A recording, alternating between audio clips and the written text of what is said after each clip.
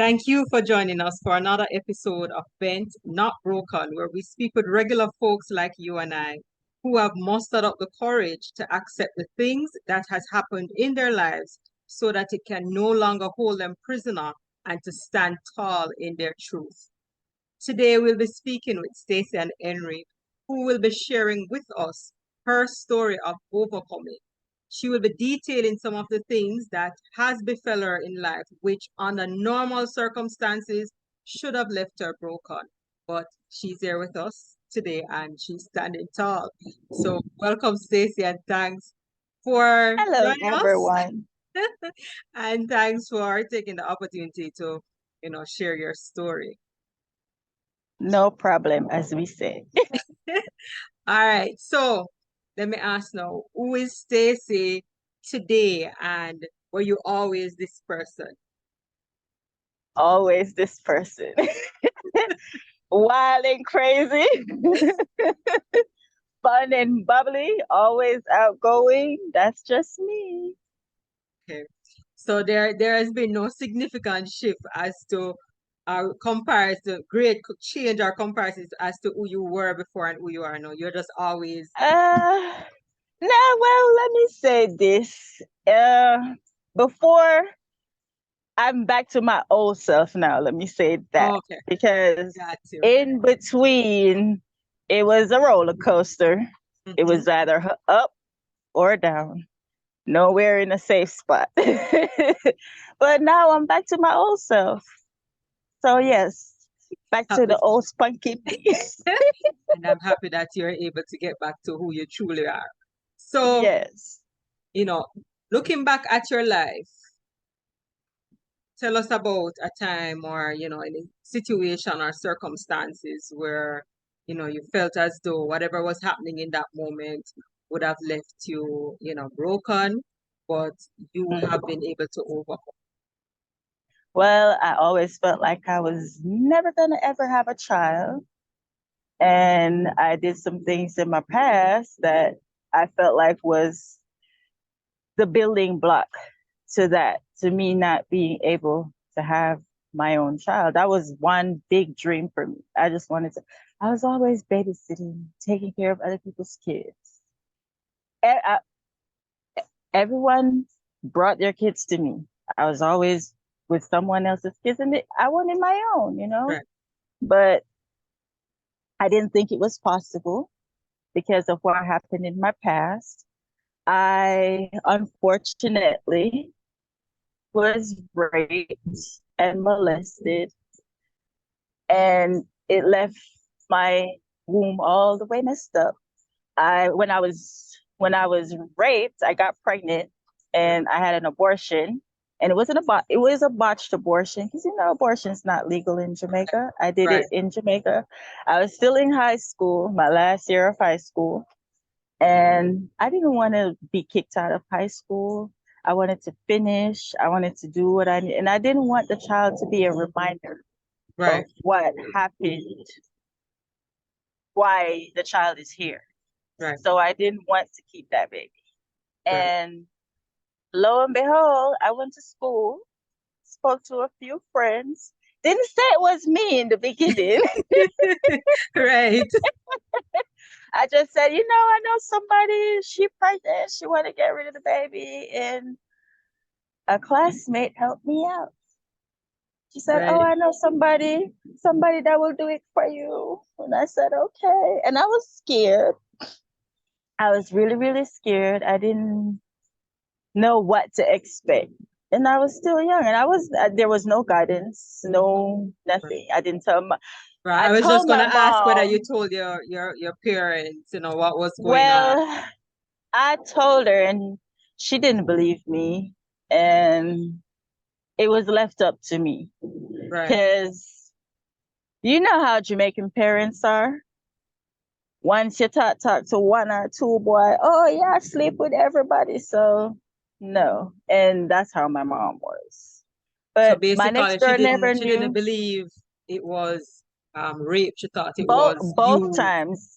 Right, me one ton big old man. That's the big word. Oh, yeah, ton big old man. Yo, I sleep with, Right. But No, she did not believe both times. The first time it was by a little heckler on the street. You know them up on the street side. Hey, you me like from long time, blah blah Right, blah. Like that. And I wasn't giving him the time of day. And I was in America for the summer, and my mom sent me back home to get ready for the school year for me right, and my sisters because I'm the oldest, right, responsibilities of the oldest child. And I went back. It was just me. She sent me back. My sisters and her, they were still in New York. And she sent me back to get stuff ready for school. And he was sitting on the side of the wall, like, calling out to me. I just came from downtown, bag full of books and school uniform material to take to the dressmaker to get uniforms made, all that, you right. know. And he came up, oh, look how long man I try to talk to you, rare, rare, rare. And then, yeah, next thing I know, I had a gun in my back. And he made me follow him to his house. And it happened then. And the Right. crazy thing about it, I thought it wasn't going to be like that because when we were going inside, as soon as he closed the grill, there was a lady across the street walking down the street. And I'm trying to get her attention, screaming at her, like, hey, I need your help. And she just held her head high and kept Right. walking like it was nothing. But yeah, that happened. And then I left. He was done with whatever he was doing, set me on my way, and I walked home bleeding. I was bloody all the way home. Right. By the time I got home, you know how Jamaican houses are with a tenement yard, 106, Mm-hmm. Mm-hmm. 1 yard, and Right. 50. So one of my neighbors, she saw me, Monique, she came and she was like, what happened to you? And she thought I was just starting on my period because that's how bad I was Right. bleeding. And I told her, no, this happened, that happened. And she told her brother and his friends went and go beat him up. Right. So yeah, I got pregnant after that, and I was very distraught about it. Mm-hmm. It tore me up. I was smart in school, really, really smart. And it was like CXC time, and I didn't Right. want to mess up that. I've been going good all throughout first to fourth form. Why mess up in fifth form now? So I couldn't keep it. I couldn't do it. And then I told them, and hail her. She gave me the resources, and I went ahead and found my way in St. Thomas and had it done. And I Oh, thought it was going to be a one time thing, bam, bam, bam, and be over with. No, no, right. no, no. So I went. The doctor tested me out. He gave me some pills, said, take these pills. In about 4 to 6 hours, you should have, bleeding. You should be Right. bleeding and whatever else and whatever else. And time came, time passed, nothing happened. And I was like, oh my God. But I was in so much pain. I was curling up on the floor, twisting and turning, but no bleeding, no nothing. So I call him. Days went by and I'm calling him, hey, nothing happened. Yeah. What's going on? And he said, well, I won't be able to help you now because I'm going to a convention in Connecticut. But when I'm back, I can see what's going on. Lo and behold, I was still pregnant. Mm. So he had to do drastic measures. And that part was the worst part ever because he literally had to vacuum the baby out of me. And that was mind triggering, Yeah. Yeah. it messed with my mental. Right. But And then, during okay, all of that, who was there for you? Were you having to deal with all of this on your own? just me, myself, and I, and Monique, and Shuggy. That was it. That was it. I told I didn't tell her right away. Right. I didn't tell her when it happened because the guilt, the feeling dirty, feeling nasty. It just was, so I didn't tell her right away. Plus, she wasn't there. She was still in America, so Right. I didn't want to burden her with that because I felt like it would be a burden, being that she left to give us a better life Right. per And then se, and then right. So, got you. but Right. So you then, did all that, and then mm-hmm, you went back to school. What was went it back to like? school. What was it like, day to day at school? I tried to be my same self. Okay. It would be hard. It was hard. It was hard to be my same self. But once I walk out the school gates and I'm at home, it was somber moment. It was a Right. somber moment. It was a sulky, somber moment. Just stick to yourself. I become a turtle. To this day, I still do that. Right. But yeah, I become a turtle. I shut down and I don't interact. But I don't know. I think I tried to show face because everyone was so used to me being me. Right. And I didn't want to be questioned. I didn't want to discuss it. Right. I felt like, oh, it would lower my prestigiousness. I felt like I had this prestigiousness at school that I had to upkeep. And it's like, you can't let them know that about you, Stacy-ann. That's not Right. the Stacy-ann they know. So I had to try my best to So be, so in other words, you were saving face. So, yeah, you were basically, faking it. make Okay. it till you make it, right? Like they say. All right. So how did you fare out in terms of your exams? Did the situation derail anything for you? Were you Yes, able to it did. It did. Not as great as I wanted to. Right. I was not expecting to get any threes or fours on my CXCs, Mhm. but I did. I did get some threes. Well, not some threes. I got two threes and one four. Okay. And that was not me. That was not me academically. I was Hmm. a 1-2 student. You know Right. that. Right. That wasn't me academically. So it messed me up a little. And I felt like it was going to be uh, a hindrance into me getting into sixth form. Right. Because my dream was to be a neurosurgeon. That Got you. was my ultimate dream. And I wanted to do the whole sixth form experience. And I felt like my grades weren't going to allow me to do that. And then this is where the second part comes in. Okay. And so my mom decided, all right, I won't be able to afford to send you to sixth form if you do get into sixth form. So I'm going to send you to the country to go stay with your uncle, in which my uncle was the one in the family with all the money. Got you. He had all the money. So, she had no problem. So he actually was the one that said, hey, no problem. Said, hey, I'll pay for her to go to school. You Right. don't have to worry about that. And she was happy for that. I mean, what mother wouldn't be?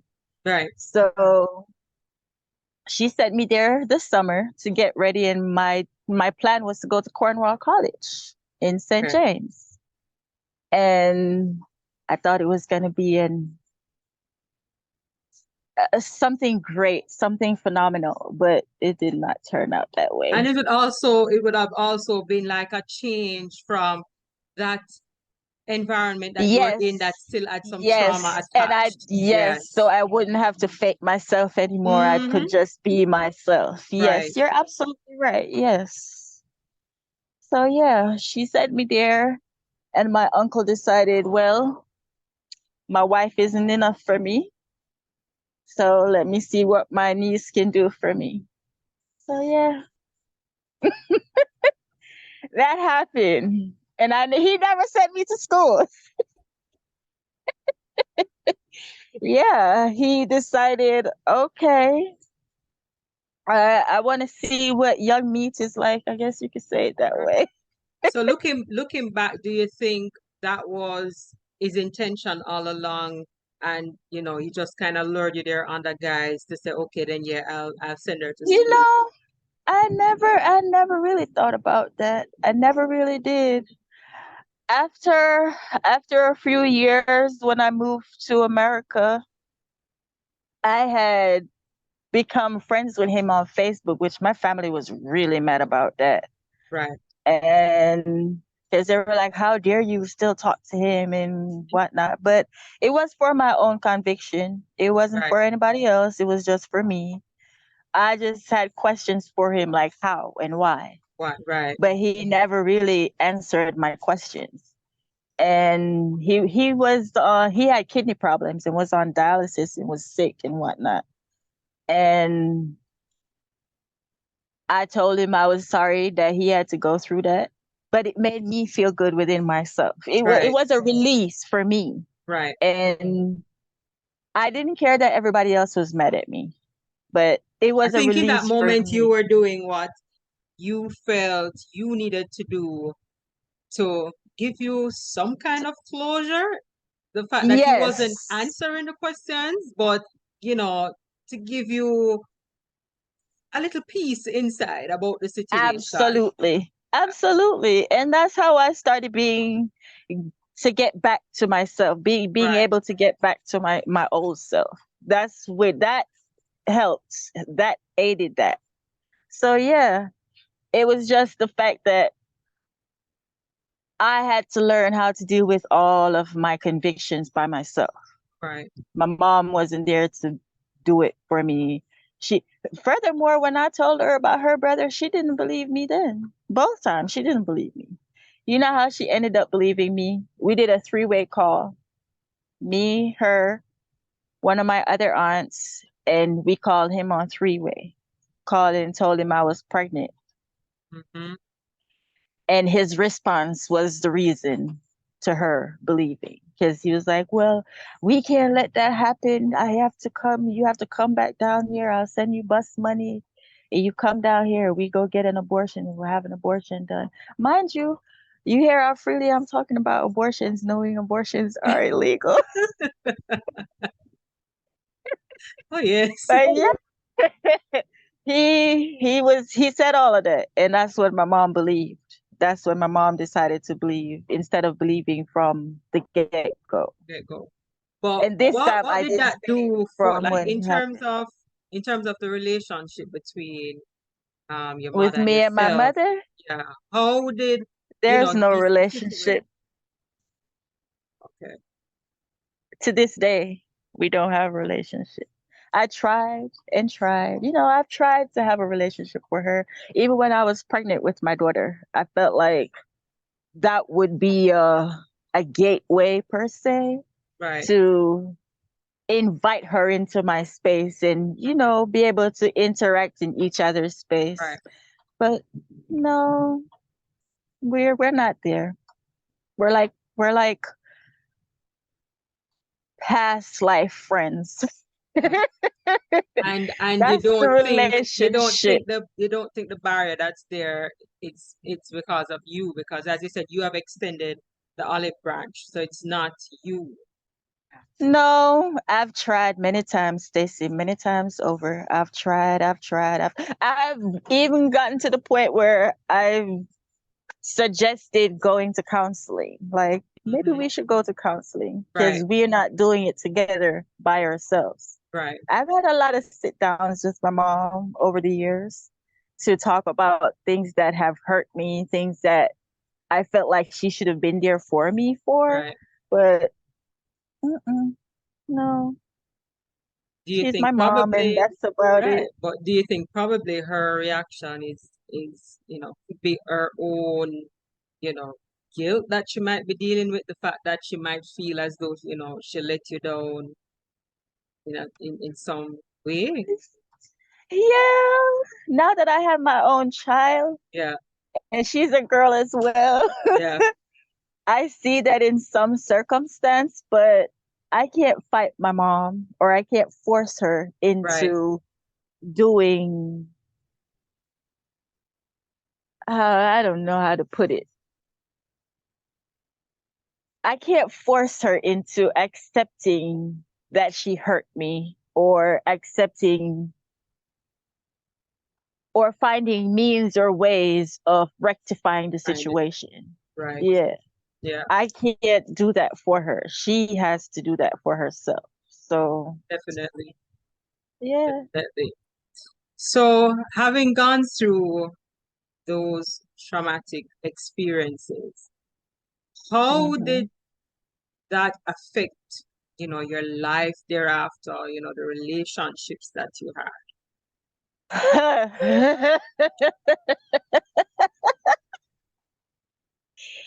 Okay. So, I found that, well, right after the first situation, Right. I kind of became loose, if you want to call it that. In my head, it was, can I curse? No, please. Okay. In my head, it was either you mess with me or I mess with you. And I'm not going to give you the pleasure of messing with me. So I'm just going to be free willy and mess with you. You get it? So, yeah, I kind of became a little loose. And then I had a little diary that I used to write in. Hmm. And I used to write down everybody's names, everyone's name. Hmm. And I started doing a count. And I was like, I don't like this count. I don't like this count at all. Right. So I decided I'm not, I need to stop. I need to stop and be with myself. Yeah. And I did. I did. And I started to mend my situation, mend my mental breakdown. Right. Excuse me. But then here comes the following year. And my uncle just flipped the switch again. And I started messing with people older than me. I had boyfriends older than me. I was doing all kind of craziness Right.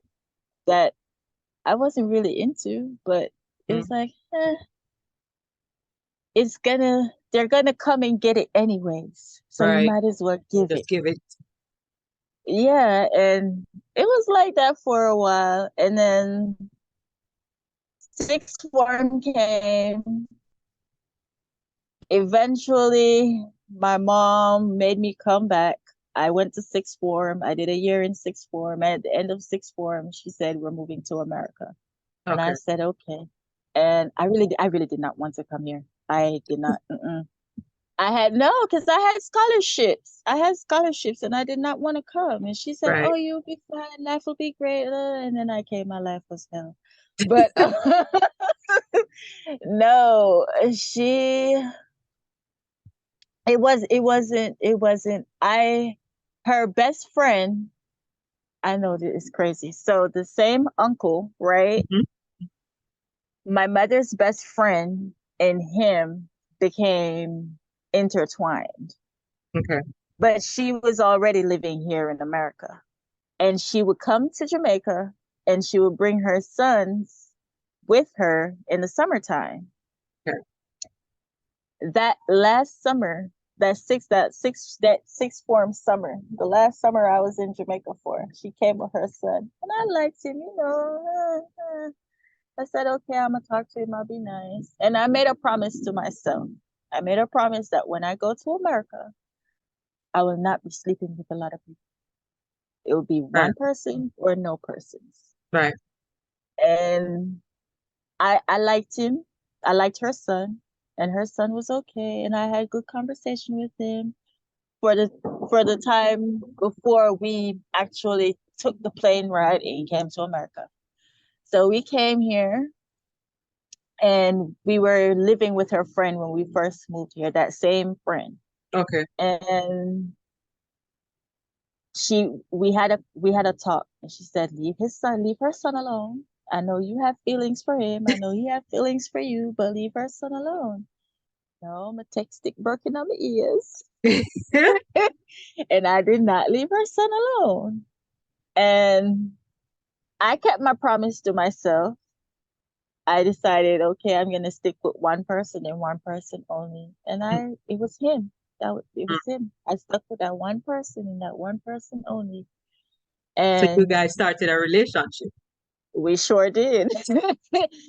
Behind closed doors. Mm. One of them hide and seek relationship. Where's that Jim Screechy? So yeah, I was doing that, and then when she found out, she wasn't really happy, and she eventually she got a place for herself, and she moved out, and she left me behind. And she was like, "Yeah, up, man, you don't need to come with me." So Right. she moved. I didn't know where she was living for a whole year, and she left me behind, and that was a very abusive relationship. Yeah. Right. And at first I thought it was because he wanted to have a child so bad, and it all goes back to the beginning of the story where Right. I felt like, oh, you're doing all of this because you keep telling me you want a child, you want a child, you want a child, and I'm not producing this child. And every time I get pregnant, there is no baby after it. Right. So I felt like within myself, I felt like that was the reasoning. But it wasn't. It was just him. It wasn't until I wised up and smelled the coffee and woke up. It was Right. like, okay, it's not me, girl. It's not you. So yeah, but it was a very abusive relationship. Scar, scar, scar for life. Yeah, but ever since I just been in abusive relationships after that, after that, Right. after Well, that. how do you think And you were able to break that cycle, if you were able to? Like, you said you wound up in a lot you of know, abusive relationships. So how did that cycle break? my daughter, having my Okay. daughter, having my daughter, that was the end of that. Okay. If I don't think I would have wised up if I didn't have her. But having her, phew, she done taught me so much. Right. And But and yeah, you having said her, you say it so lightly, like having my daughter, but remember at the beginning of this interview, you told us about a situation that pretty much would have resulted in you not being able to have kids. So, what happened? yeah, I know it was the grace of God. Amen. I agree. That's all I'm gonna say because when the same my husband, I eventually married him. We Okay. got married, and I was with him for 12 years. 12 years we were together in the abusive relationship for 12 years. Right. But yeah, we were together for 12 years, and within the 12 years I got pregnant over and over and never presented him with a child. And I couldn't take it anymore. I was so stressed out. I was beat up. I was torn down. I felt defeated. I felt like the world was on my shoulders. I felt like I wasn't there for myself. I Right. wasn't living for me. I was living for other people. I wasn't living for myself. I would do whatever anybody else asked me to do and just completely forget about me. Right. And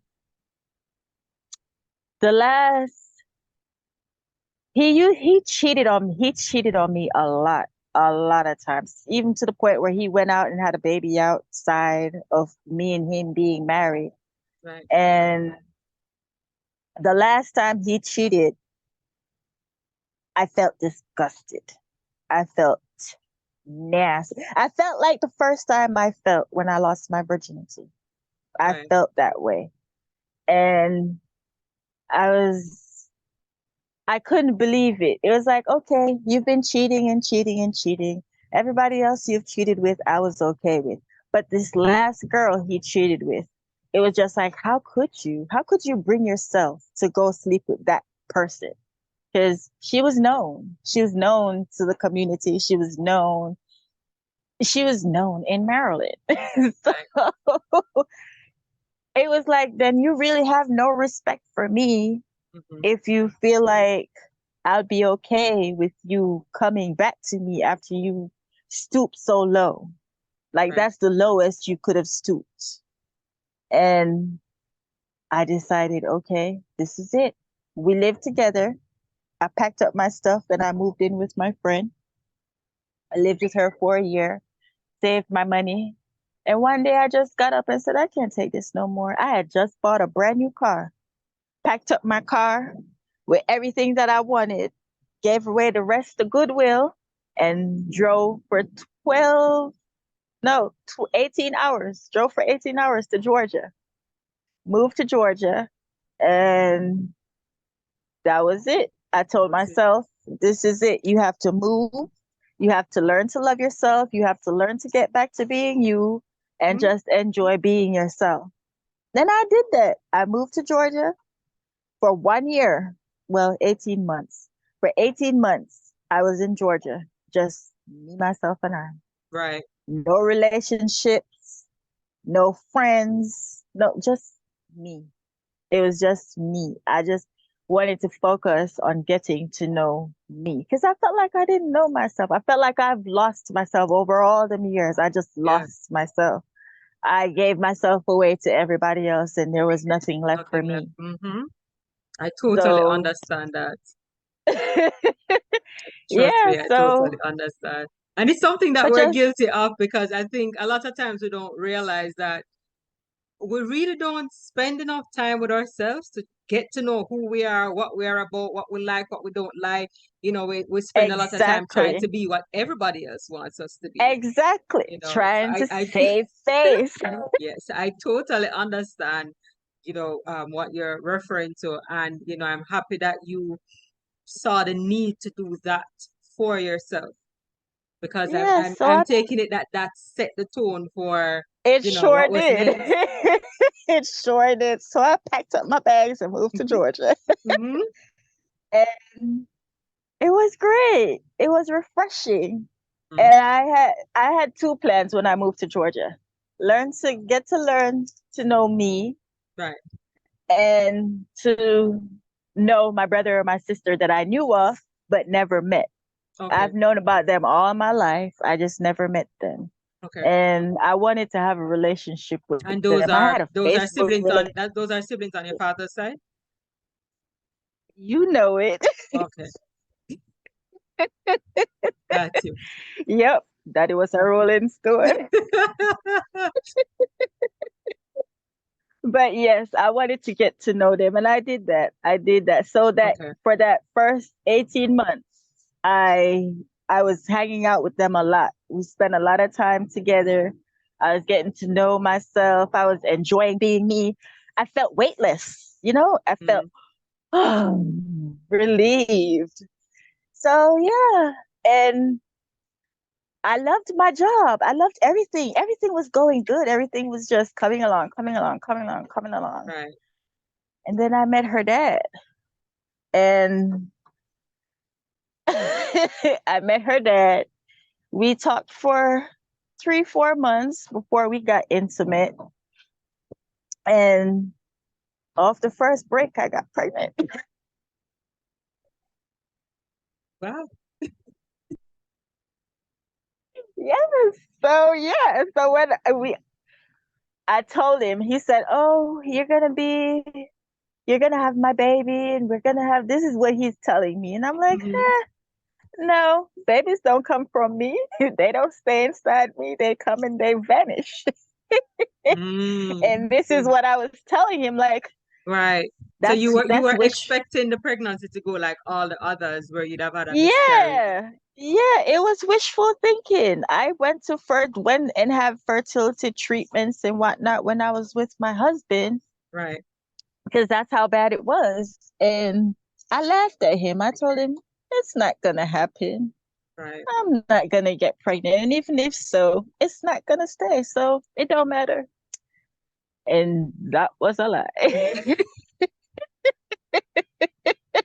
Right. So yeah, So to when the you point realize where that, all right, so say when you saw like 3 months, 4 months, 5 months, and everything was still going good, there was hmm no miscarriage, what was the feeling in that moment? Like what was going through your mind? but it wasn't really like that because at Mm, 4 months mm-hmm, she was almost not there. mm, So they had they put me at high risk. They called my okay, pregnancy a high risk pregnancy when I was about 2 months because some levels of some sort were too high. right. And they decided we're going to put you on bed rest, on limited bed rest. And Mm-hmm, I was like, okay. So 4 months come and I go to do my checkup and they say, we have to send you to the emergency room. I said, send me to the emergency room for what?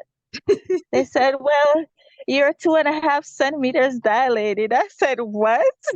mm, So yeah, I was distraught and I was like, here we go right. again. Bye bye, baby. And they sent me to the emergency room and they did a cerclage, which is closing up my womb. Mm-hmm, So to keep her in. And I was on full bed rest for the rest of the time. So it didn't go too smoothly, but it went well yeah, because she's here. yeah. So yeah. But yeah, I was scared. I really was. And at that time when I was going through the operation to do the cerclage, Mm-hmm, it was stressful. It was taking me back to my old self, not the old depressed me. It was taking me back down that road again okay. because I was excited and Yeah. now it's being torn apart. So yeah, I lived at the doctor's office, girl. I was there often. Right. So describe for me that moment, you gave birth and that baby was placed in your arms, Why I this. couldn't stop, Bob. I kept staring at her, and then they took her away from me Mm, because she wasn't breathing too well. So they put okay. her in the incubator for 24 hours just to monitor her. Mm, But they had her on a breathing thing for 24 hours. But after that, she was fine. But after the 24 hours, she was stuck on me. yeah. She was stuck on me. I could not believe it. I couldn't believe it. It was an unbelievable feeling. I don't know how to explain it. It was overzealousness. It was exuberating. It was that's just yeah. If I could have jumped up in the hospital room without being in so much pain, then yeah. Right. But Right. yes, it was a great feeling. It was an immense feeling. It was overbearing and yeah, Okay. it was a lot. But it was she is my number one blessing. Mm-hmm. My I number agree. one blessing. My number one. I agree. But yeah. But I mean, I think, the Bible does tell us that the Lord would, repay us in double Yes, beautiful because boy, ashes. how much time me pray for your baby. Yeah. And I used to fight myself about that. I used to say, Mm, God, are you punishing me? Are you punishing me for sending back your child? You sent me one and I sent it back. Are you punishing me? right. And I used to question that a lot. Oh, this is my punishment. This is my punishment. This is my punishment. Because It was bad. My womb was bad. My womb was bad. It was bad from the botched abortion, and I had gotten sick from my uncle, and it turned into something real bad. And I had real bad scarring inside of Right, my womb. So there wasn't really much space for a baby to hold on to because it's so much scar tissue. There is no right. soft tissue for the baby to relax and sit and embed itself in. So I was shocked to tell you. I took every single type of pregnancy test there was Just to on make the sure. shelf. Plus sign, minus sign, yes, no, pregnant, not pregnant, double sign, single line, all of it. All of it. All right. So if it is that there is anyone watching this interview now who has had, similar experience to yours or has suffered any kind of trauma to the extent that you have, you know, what would be your message to them to help them to get to the place where you're at now, where you have made peace? N- Never give up on yourself. Never give up on yourself. Believe in yourself. Stay focused on what you want out of life. Because if you don't keep a focused mind, you can get derailed. Right. You need to keep a focused mind. And everything happens for a reason. Amen. Everything happens for a reason. It's life lessons. Yes, it might be daunting, it might be depressing, it might be overwhelming, but there's a lesson to be learned in every situation. There's a lesson Totally, to be learned. So totally, yeah, that's my message. totally.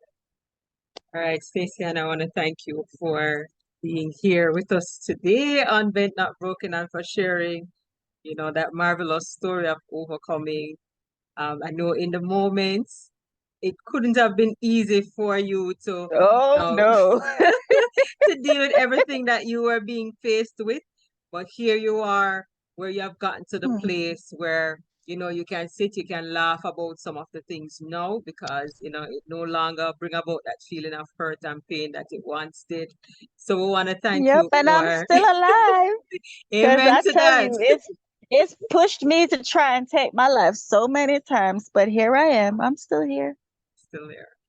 So we want to thank you for, being here with us and for standing tall in your truth because we know it's never the easiest thing to, come on these platforms and to share our truths. But, I applaud you for doing that today and want to thank you. And thank you. Thank you for having me. I appreciate it. Like what Buju said, it's not an easy road, but you will get over, right? So yes, I really appreciate it. I liked doing this. This was much fun. And I Yeah, hope it helped other people. I do hope And so too. yes, read the shirt, read the shirt. Be real, not perfect. Perfect. All right. So, all right, guys. So, my mentally fit tribe, I want to thank you once again for joining us for this episode of Bent Not Broken. And if you are someone have a story to share, feel free to reach out to us so that we can set up an interview. But until next time, take care. Bye.